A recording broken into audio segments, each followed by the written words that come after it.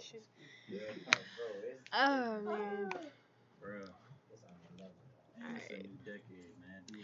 So thank y'all for coming, first and foremost. I'm Jan Sneed from Jersey. I've been following both of y'all for a minute now. She tapped me in your shit when I connected with her. I don't know if you know Anessa. She sent me your shit too. Then I seen he reposted it when it came out. So I was like, let me check this nigga out and I fucked with it. So generally, I brought y'all here because in New York, it's not really an environment where people just help each other, and that's where I work out of. So I wanted to just be able to be a resource to people, then bring other people that could be a resource, and just have y'all all here, connecting with each other, building with each other, learning from each other. So essentially, this is just a conversation. It's not so much me sitting up here teaching y'all X, Y, Z. Here's a lesson for today. Um, but if y'all have any questions, feel free to jump in. If you have any advice for each other, feel free to jump in. If I'm saying anything you disagree with, feel free to jump in. And yeah, that's pretty much it. Jazz, you can introduce yourself. Yeah. I'm Jazz. I'm here by way of New York right now, but I'm from Cleveland, Ohio. So lived in the Midwest like most of my life. And then what really got me out there was kind of like school. School was always like, all right, if I'm gonna be the first one to go to school and shit, then I really gotta like do it. So went to Kent State for journalism. By way of that, ended up in New York, and went to NYU at the Gallatin School where you kind of create your focus. So it's one of those schools where if you want to like curate something, they just go and let you curate it, but it has to make sense with an advisor.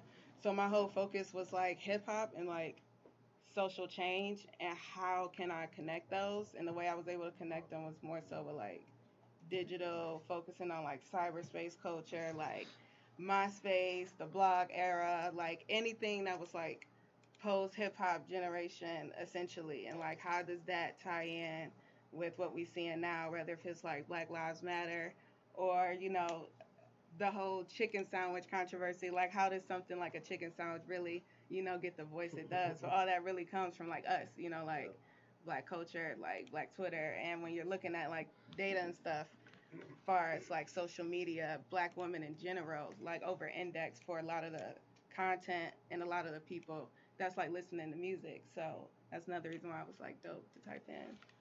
Yeah. But yeah, and ever since, like getting my master's at NYU and focusing on like hip hop, I've been able to work at a couple like record labels. I've just been able to kind of like see, the quote unquote game because I consider myself industry adjacent a lot, if that makes sense, because I like to keep one foot in the community, kind of like one foot also, like tapped in with the music, which is why I tapped in with Sev because I told myself if I'm gonna come to LA, move to LA, I gotta like tap in with the culture first before I just start out here throwing these events. Like I want to get their blessing first, so to be able to get his blessing to bring him here and stuff like that, that's how we're able to make it happen. So Let's get it. So the first thing I wanted to cover was like effective email writing. And the reason why that was top of my list is one thing I know for y'all to stay tapped into like a lot of these blogs and journalists is email. If it's not social media, yeah. So one thing I see a lot of is like a lot of these journalists they'll post about how bad y'all emails are, but they won't tell y'all how to make them look better or read better. Um, so I guess to start, when you email somebody, you want to know who you're talking to. You don't want to CC a bunch of niggas on one email. Let's start with this. Before you start telling them, are y'all emailing y'all music personally or is somebody else emailing y'all music? I've been doing everything personally. Okay, so now I feel like you can get in line. So you kind of want to get an idea of who you're emailing. So I think one thing I see that people miss a lot is they'll send a broad email. There isn't an introduction. Hey, I'm so and so, or hi, so and so, reaching out to the person directly with their name in the email. I've seen you work for this blog. I read this article, or just something. The thing is, you don't even have to necessarily be super tuned into the person, but just know who you're talking to, so it doesn't seem like it's not personal. And then include a small description of who you are, because a lot of things I see is y'all don't put y'all social media in there. Y'all don't say who y'all are. Sometimes y'all just send a link. Hey, what's up? Link, and it's just like, okay, I don't even know who's emailing me. And then another piece too, you want to include links to your best performing work. In addition to whatever it is that you're trying to get them to listen to, like if you got a single out, you obviously gonna put the single in the email, but you also want to put, this is also something I did and that did a lot of views or it did a lot of streams, and like, because sometimes you think your best performing work is this, but it's really not that. Like the whole your fan base might think this your best song, and you sending this song over here because you think this your best song, but that's not what the fans are saying. So if a large collection of people are saying this your best work, that's most likely what a journalist is gonna feel the same way also. Um, so you kind of want to include all of that stuff in your emails. You also want to include high res photos, because if I do decide I'm gonna do a feature on you, I'm not trying to go to your Instagram to screenshot a photo. I'd rather just take the shit right out the email, post it in the email. I mean, in the feature, and then boom, everything's right there laid out. And generally, that's what I'm getting at, is you want your emails to kind of read like a feature. Give them enough information so that they don't want to reach out to you. They can get everything right there from the email, as well as any links. You want to include links to your website if you have one. And then, like I said, links to your social media so they can look up the rest of your stuff if you didn't include it in the email. And that's pretty much my biggest thing. Like, just, you don't gotta send them no essay, but you don't want to send them 2 lines and think they're gonna send back an entire feature on you. Because you kind of like, you want to get these people invested in you off that email if they're not already invested on you into your social media branding. Because essentially that email is that first introduction. You got any pointers? Let me ask you why you not sending your email. Not to say it's a bad thing about who is sending your music. Back when I was really on that shit, I was doing it myself, and it's funny because I was spamming the hell out of it when I was a little nigga. Back when I was a little nigga, I'd gather all the blog names up and just send out one mass email, just send it a few times. But now, shit, I ain't sent out an email in years. But yeah, like when I was really on it, yeah, I was definitely doing it the wrong route. I think this is also, I don't know if you want to, if it's too early to go into like one sheets. No, you and kind of like why one sheets can be effective, because I've kind of been someone that's been the curator for the emails for the talent. So once it gets to, and I don't even like the word like publicist or like public relations. I think we're kind of in the era where it's kind of like media relations now, because the public is gonna have their like opinion anyway. So if you do have that person that's like your media relations person, your manager, or somebody that's an asset on the team that's going to take that role to say, you know what, I have connections with X, Y, and Z platforms. Let me like curate something. Back then it was an EPK, but more so labels now do consider it like one sheets. Yes. So I made one today just to show y'all, because I had a bunch that I was just like, all right, I could show, but I think it would be effective if I just took like one person actually made one. So I actually took just like Sev's picture, a bio, and just like highlights that are kind of like direct to the point but are not like overbearing, because I do feel like, I don't want to generalize everybody, but reading these days is just getting a little like hazy. Like people just want to get straight to the point. Like, all right, so if I can just say, like, greetings so and so, I've been a fan of your work, just want you to check out something, etc. Please see the attachment. Boom, they get the whole picture, who the person is, a bio, like 3-4 press highlights, a link to the album too. Because if you're gonna make a one sheet, like, it's really effective to make sure things are linked, because 9 times out of 10 they're gonna try to look for the music. So if you can say like, bam, here's the album, here's the streams, here's actually the numbers too, because we are in the analytics game, the algorithms and all that shit. And even though you got people manipulating algorithms, you do got some that's true. So if you can like point them directly to the source on something like a one sheet through an email, if you're that media relations person, or if that person is on your team, I think that is able to help the relationship smoother, and follow-ups too. Because if you might not get a response, like that person is sitting at a desk getting a million emails a day, and if they not at a desk 9 times out of 10, they out and about with the talent. They may be running up to them with the source. They may be, oh, we got to go to Google. We might got to do this. They might be in an office meeting, so they probably don't even have time to see it. But if you send a follow-up, they might be like, all right, this person been emailing me. Let me like really tap in and like respond. So, and also engage on social media. Like if there's specific people you're writing to, as far as emails, you want to be following them, you want to be tweeting them here and there. Like, I'm not saying bombard their social media with tweets. You don't got to be no super fan, but right. You still want them to know, like, they can associate your email with your Twitter. Like, oh, that person definitely was just tweeting me. or they retweeted me or whatever the case is, so they know like y'all are on each other's radar, or put yourself on there is what I'm actually trying to say. Pardon me. Would you prefer like the artist to hit you up or the manager? Because I feel like some people look at it as like they just look like bypass it when they see that it's the artist that's trying to push their own product. And then to answer that, it's like you have to pay attention to the person. And that's another reason why I'm like heavily on this, like pay attention to who you write into as far as your emails, because some people will say on their Twitter, like they'll tweet it, like I want to speak to X, Y, and Z, or I need it to be this type of way. No solicited material, no unsolicited material, don't send nothing. So it's like you gotta just read the person. Like people tell you what they want all the time. Which is the one reason why when people send shitty ass emails, it's like this person literally said, I need you to have X, Y, and Z in the email. I don't know why you ain't included. But generally speaking, I would say if you cannot put together a good email, have somebody else do it for you. And don't be scared to use your social media platforms as your way to put your deck and your one sheet out to the public without even sending it to them. Y'all niggas be trying to act too cool on their timelines and be acting like them little boxes and them little squares is the most holiest things in the world. When people browsing past that shit all day, I can say that because I'm a car person and I be on the explore page and I get all my car shit from them boxes and them niggas just post it. You want this steering wheel? You want this exhaust pipe? You want this muffler?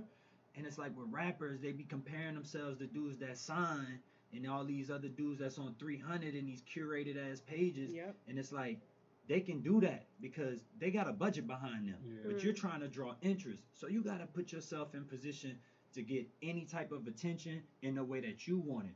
And I think that's a great way to get attention with dignity. If you got a one sheet and you just wake up and you just like, post it. And every now and then, just like you retweet your music and your album, you retweet your one sheet, you retweet your deck. We do that all day. That's all we do on the timeline. You know what I mean? And then something happens, something generates, something stimulates in a day. My conversation might pop off on the timeline. They might be talking about chicken one day. They might be talking about subconscious the next day. I got a song called Chasing Chicken. Let me throw that back in the mix just to see if it pop off into a hit. You never know. You know what I mean? But if you act too cool, you don't get no response at the end of the day. And then you are left to just make sure you got the perfect email. So until you can do the right email, or until you got the person that could create the right email for you, especially with you, bro, because you right now, you at a point where you like this. And if you start getting that Twitter and that Instagram to where just like you got the Adidas shit now and you got all that shit that's coming for you, you just gotta, that mean eyes are on you, bro. You just gotta be able to put that shit out there and make it look like you getting your own shit together. And you, like EPKs was shit that was really sent out to motherfuckers and they really held on them for 12 months. And you might be doing shit in between that time period and they don't know what's going on.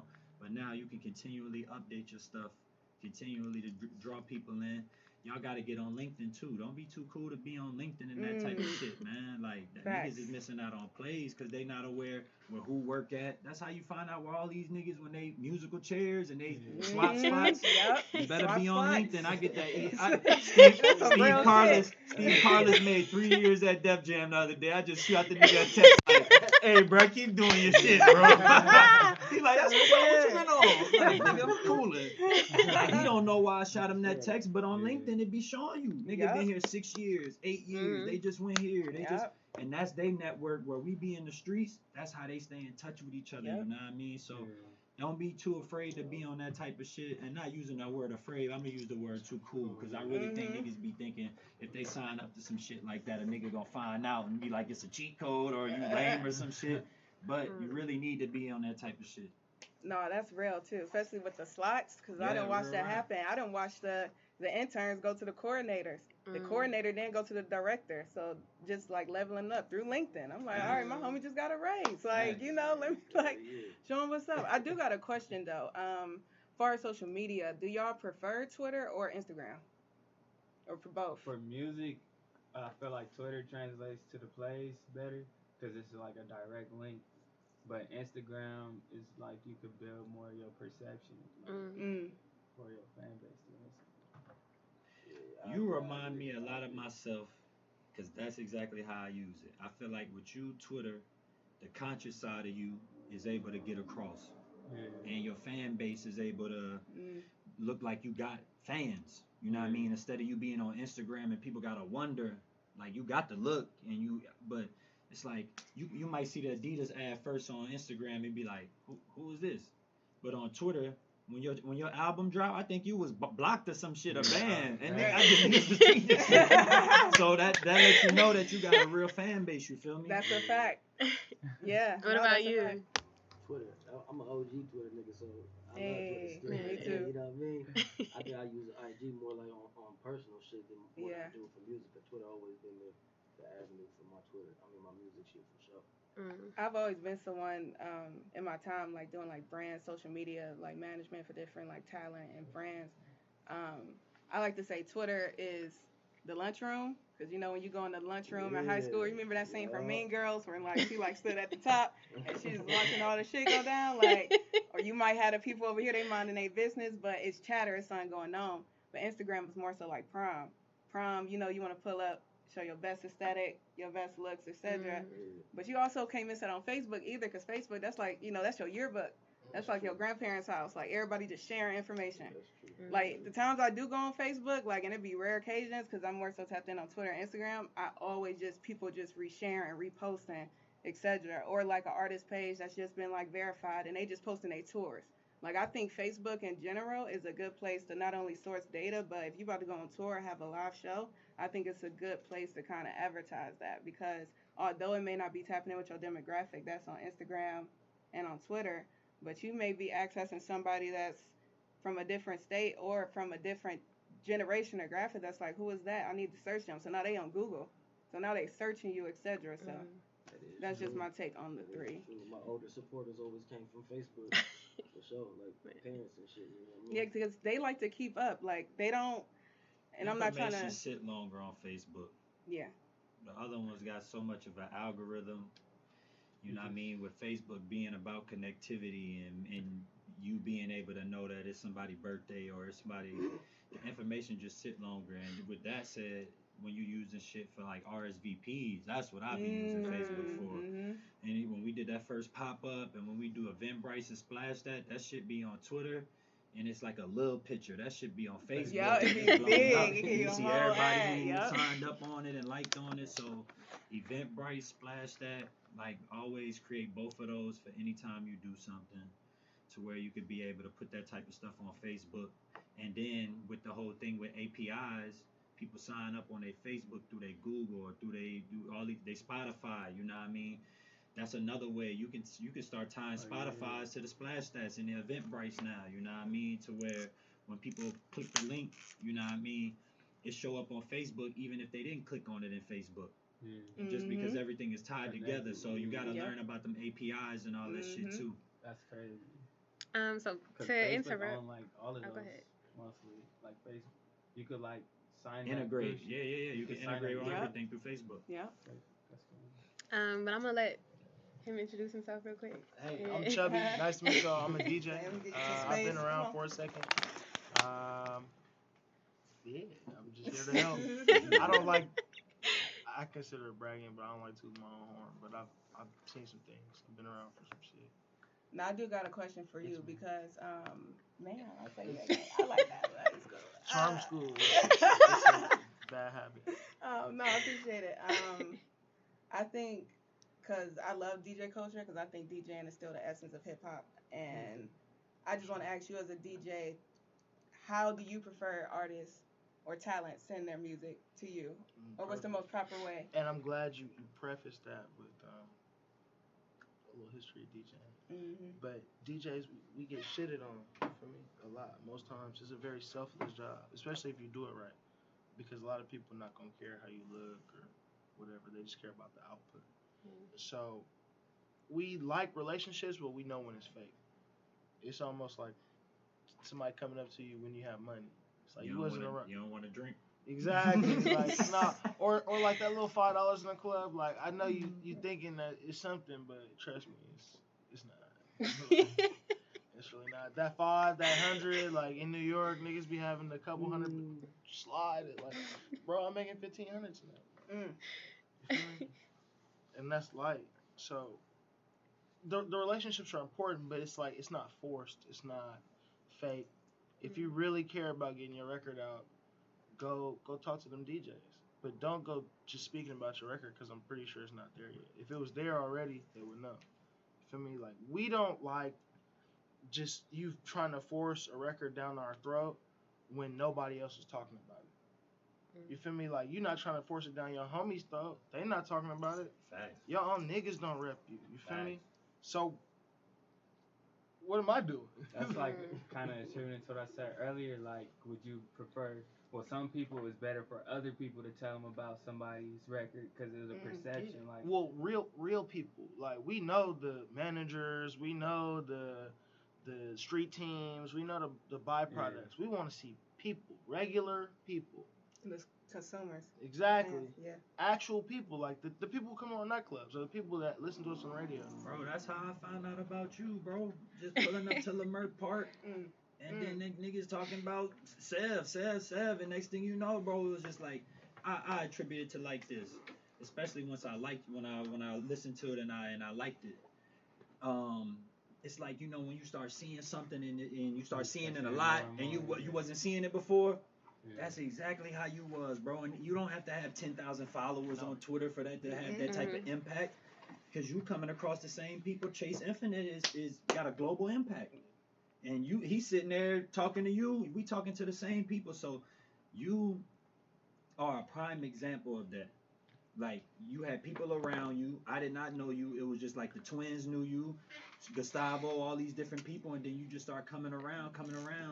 Next thing you know, I also feel like you put an energy out there that made people also start following that. Yes. Like, you was the next one. And since your presence was being seen so much and you wasn't just forcing your music down people's throat, it made people support your music. Yeah. You also do very, very humble shows. I clap for you for that, bro. You ain't out here running around trying to get no 5,000, 10,000 show off the rip. You out here performing in front of 8 people. You out here performing in front of 100 people, 50 people. That's how you really get that following that speaks for itself. Simple as that, bro. Dom had it, Casey had it, Nipsey had it. I just think that's the only way you really gonna pop organically in LA. YG them had it with Pussykiller and all that. Where you from? Crenshaw District. Alright. Did you go to high school out here too? Yeah, Crenshaw High. Okay, so it's easy. Like your infrastructure is already there, and the people you don't know them yet, but they already want to root for you. A lot of people didn't know him after Bullets. A lot of people didn't know him after Crenshaw. You feel me? A lot of people won't know you until they know you. But that's why you go. You feel me? And that's why you put pressure on everything, every situation. Because that 8, that 100, that 10 people is all going to add up. And then once you do break or once you do catch a look or a like, everything after that is avalanche. Yeah. Like, even for myself, I think for me, like, the music, like, tapped me in, but it was the community that kept me interested. Because it was like, all right, the music is one thing, but if I'm walking in the bookstore and, the elders, it's like, oh, yeah, like, we know Sad Borg's a 5-year-old. It's like running up to you to hug you. Like, that's intergenerational. I'm thinking, like, yo, it's in 2019. Can you imagine 2025, 20 and everything like else? So you definitely, like, got it in terms of that organic grassroots following. I think that's important, too, because we do live in that era of algorithms, and as someone that's a playlister, and I feel like you can talk about this, too. I get so offended sometimes when people hit me up and say, yo, what I got to pay to get on the playlist? Yeah. Like, because it makes me feel like, all right, you think people is really, like, paying to do this. No, this is organic taste. Like, even with getting your music, something as simple as getting your music up on Audiomack, and it's getting 1,000 plays overnight. That may be a small number, like, for right now, but for me, that's a big thing, because no one's, like, really focusing in on the fact that no one tweeted about it was on Audiomack that night. But that let me know somebody was searching for it. So if you got people that's already out on the grass, like, searching for it, and you're not even forcing no algorithms already, that's a automatic way up. Which is actually like a perfect segue into the next thing, which is branding. My personal take on branding is very different than what I normally hear, because a lot of times I see people think you have to have a specific brand. Your Twitter got to sound a certain way that fits your brand. Your IG got to look a certain way that fits your brand, and brand. I just feel like you are your brand. You just need to figure out a way to put that in your messaging and your photos that kind of relay the message that you're trying to get to the audiences. So, for example, most people had like the most successful people, like chasing cash. If you think of chasing cash, you think of empowering messaging. Can't buy respect. Can't buy respect. You And think this of man cars, This classic man cars, here. Mercedes Benz. Like you got to be able to think of certain concepts or things that are affiliated with you as a person, and that's branding. Like you don't have to have some certain look for it to be branding. Like you tweeting about what you're doing today is branding because now people know what type of shit you into. And then let's say he said I'm at a car show. Niggas know he always tweeting cars and Mercedes Benz and all that. Like so it goes together and it's he don't gotta try. Like that's just his brand. And I'm gonna tell you like this. Everything in life got formulas, man. Everything in life got formulas. I would be a fool and I would be lying if I ain't say Currency didn't show me the formula already. He showed me. I'm just a different person and we got different tastes. But Snoop Dogg showed us. And Cash Money and Big Timers showed us before after that. You know what I mean? So there's formulas that you need to go along with your music because your music is a byproduct of lifestyle. People are listening to your music doing something. They're not just standing still, just listening to your album. You feel me? And that's why if you wouldn't mind speaking on it, this is my bro right here. I don't know if y'all familiar with who he is. But D to me is a very, very good example. Him, Lecrae, they perfect examples of taking what's true to them and being able to market it past something that where most people would think that it would be boxed in and it's going to a broader audience. People would primarily call their music Christian rap or something like that and try and box it into a small audience. And I've seen them too. I've seen them like A3C, South by Southwest, right next to everybody else trying to get their shit off. And to see where they at now and definitely to see where he is now, he's always had something that's involving him. Last album is God and Girls. He always has something where he's engaging his audience and he pulling people from everywhere. And then he got this slogan that he always had with him: be real, be righteous, be relevant. Then you see a person like Steph Curry who's in the NBA. You would kind of call him a Christian baller. But if you look at his reach, you know what I mean? It's perfect. It's the prime example of why they would link together. Like, yeah, I'm sure Curry listened to Drake and all that, but it's probably raw to see somebody else in a field that you like, something that's very, very a part of your life, like hip hop, and to see somebody else like, look, he on the same thing I'm on. Like, he trying to keep a pure message. He trying to do this. He know he got kids watching him. He know he got women watching him, and it's like, I feel like right now your brand more than ever is not about what you say. It's definitely about what you do, and what you say is gonna ruin what you do. Period. Point blank. Simple as that. And that's why I tweeted you when you said I'm going Kanye on y'all. I'm telling you, man, you cannot be playing with niggas like that out here. Niggas be favoriting tweets and be. What you meant when you said that? Musically, I think I had made like a song or some shit. I was just saying some reckless shit. I think I seen that too. Nah, you feel me? Like, I mean, music wise, though. Right now, you cannot be saying no things like that. This ain't that time where nigga be like, they gonna think you a Trump supporter, bro. Like, what you mean? And that's why. You good. I'm glad you said lifestyle because my biggest thing aside from branding is I feel like lifestyle marketing. I feel like lifestyle is selling music like crazy. Like whether if it's Yo Make Crenshaw Great Again or the work that you have on your plate, like all of that is going help amplify the music because like you said, the music is the byproduct, but that lifestyle is going to keep people interested. Let me give you the truth. The only thing that ever sold to black people was lifestyle. The record labels and Billboard and all of them, they get paid off the record industry. A lot of people don't understand. It's not like I think people think Billboard and the record industry are like partners. No, they're not. Like these people get paid off reporting that shit. Facts. So they have to do certain things to boost that. So the sales and all that, that's for like iHeartRadio and them type of people that's in competition with each other and trying to show data and all that. But we don't own them companies, so we don't get paid from that. But we own our t-shirt brands. We own these collabs and these ideas that we have that we giving out. And that's the thing that's keeping us alive, you feel me? I watch Currency every time he drop a mixtape.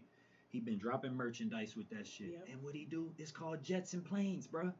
Like he don't stray away far from that, and I think that's a lot of things where I want you to break down like how you got to where you at, especially in a field where everybody else using negativity and all these other things to sell shit. For sure. So I'm from New Orleans as well. You heard me? I started rapping in college. So instantly, I went to LSU, which is in Baton Rouge. That's where Kevin Gates, NBA YoungBoy, Lil Boosie, that's where they from. So instantly, as I'm rapping, I'm like, damn, my music. I'm wanting to rap about some real, real life what I'm going through on a daily basis. Hurricane Katrina hit, my best friend get murdered. You know what I mean? I'm from the hood, but I got a real relationship with God. That's important to me too. So my music is like a combination of like if Nas was a hot boy. You know what I'm saying? Like that's how my stuff sounds.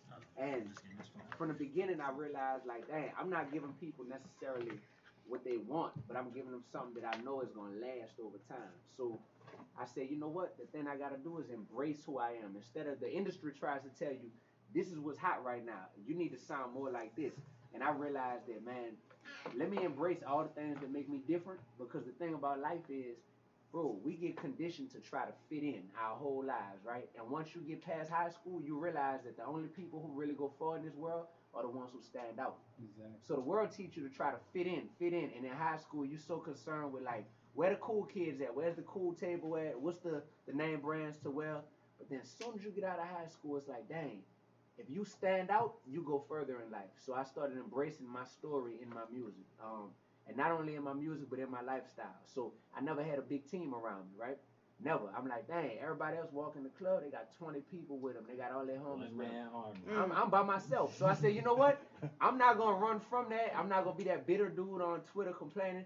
I'm going to brand this. I'm going to call myself the one-man army. You know what I'm saying? So bam, turn that into a whole merch line. One-man army. You know, that become one of my biggest songs now. People start to feel that because even though all 20 of these dudes are in the club together, they know deep down, like, man, if it all boiled down to it, I'd have came here by myself, though. And that's how it be sometimes. So people start to relate to you. And over time, I realized everything that makes me unique. I graduated college. I didn't really hear. J. Cole is probably the only rapper who, when you think off the top of your head, who's a rapper who graduated college that actually talks about it? A lot of rappers graduated college. That's not super, super unique. But not many talk about it. I said, man, I'm going to embrace it. That's part of my story. Let me embrace that. So the more I started embracing things that make me unique, the more I realized that fans would be like, yo, in the sea full of all these rappers, you stand out. We remember you. Like, your story is different. You know what I'm saying? Your look is different. This different. That's different. So over time, I'm like, all right, now as artists, longevity comes when you're not just the flavor of the moment, but to where people are like, yo, I'm gonna ride with you, because your lifestyle is something that I get behind. So now a lot of my fans and Chase will tell you, it'll be people who they probably don't even listen to a lot of rap, but they like what I stand for. You know what I'm saying? And they're like, yo, he knows. So not to cut you off, do y'all remember the song? Y'all might not know it's him, but he has the college debt relief anthem. Like Sally made I finished paying Sally Maybach. I got signed. They made it to CNN and they created a fund. I did it, bro. I got signed to RCA a few years ago. Wow. When I got signed, got a nice size advance. First thing I chose to do with my bread, I said, man, I still gotta pay these student loans off. So I took a chunk of my advance, paid off my loans. After that, I was like, yo, I'm gonna make a song about this. I never heard a rapper make a song about paying their loans off. Did that stuff, and it went viral. It started blowing up.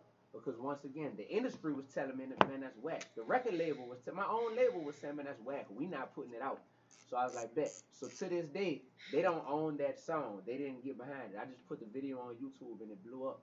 And it just kept showing me time and time again, bro, like, I know God is real. Everybody comes from different backgrounds, but I know we didn't create ourselves. And certain things that happen in life is not coincidence. So I was like, yo, whenever we tap into all of the experiences we've gone through and we manifest that through the art we create, it makes us stand out the way we're supposed to. The people that get swallowed up and forgotten about, it's because they're trying to follow some trend of what's gonna last. So I think Popeyes was popping before these chicken sandwiches. That's what people don't realize. So if Popeyes was a rapper, they've been successful. They've been on the charts. But now they just got a brand new hit song. You know what I mean? They're Jay-Z. Yeah, they're Jay-Z. They're Jay-Z. They can sit back and watch all of y'all come up with y'all ideas. Exactly. And, y'all, okay. Exactly. Y'all y'all want a chicken spot that stay open on Sundays. That's Right,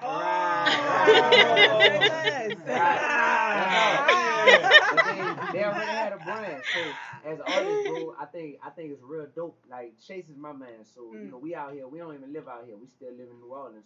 And for us to come here and understand what all of this is super dope. I feel like it need to be 1,000 artists here, and it need to be thousands of people watching what y'all are saying because it's so real, bro. It's about, do we want longevity? You know, do we want longevity in this stuff? And do we really want to be able to monetize it? The truth is, for us to sell one T-shirt, you know, we'll make more off of selling that one T-shirt that goes along with the music we're putting out than we'll make off of like thousands and thousands of streams. So it'll take for somebody to listen to your song thousands and thousands of times to make the equivalent of what selling one T-shirt would be. But we gotta know the power of that. Like, yo, let me not only make music, but let me figure out of this music that I just put out of this 11-song album I just put out, which one of these singles has a line in it that's catchy. That if I put that on a T-shirt, people will be like, I want to wear that. So now that changes the way we make our music. My album is called God and Girls. I thought about that. I said, man, that's kind of dope. If I saw somebody walking down the street with something that said God and Girls, I'd be curious. Like, man, what is that? You know what I'm saying? So turn that into a merch line. I've off of just selling that stuff, made way more than I made all streams. I done charted on Billboard real high and like debuted number 10 on Apple Music charts in the world. You know what I'm saying? But the money I'm gonna get from streams is nothing compared to been moving these hoodies and moving these T-shirts. So we gotta think like, you know, like that, bro. I think that's where people fall. And you know what I mean? I want y'all to follow me up on this because y'all the ones who help the artists. But I'm gonna speak to y'all because I do both. I'm both of y'all. You know what I mean? I'm them and I'm y'all. With you already got it going with your Adidas shit, and with you, I've seen your social media. We kind of look similar. You into the dope cars, you into the vintage wearing, all that type of shit. But with you, y'all do look alike. That's crazy. Sick. Even bracelets, look. They need to be. Taste. We were just talking about that. Taste. I got out of. You see how you got a Tommy hat on? I don't do that no more, man. I don't post no pictures of me without something that somebody of mine, some friend of mine can't purchase. That is real. And you know what I mean? And I love that about you. You was just at some shit, yesterday? Or what was that, selling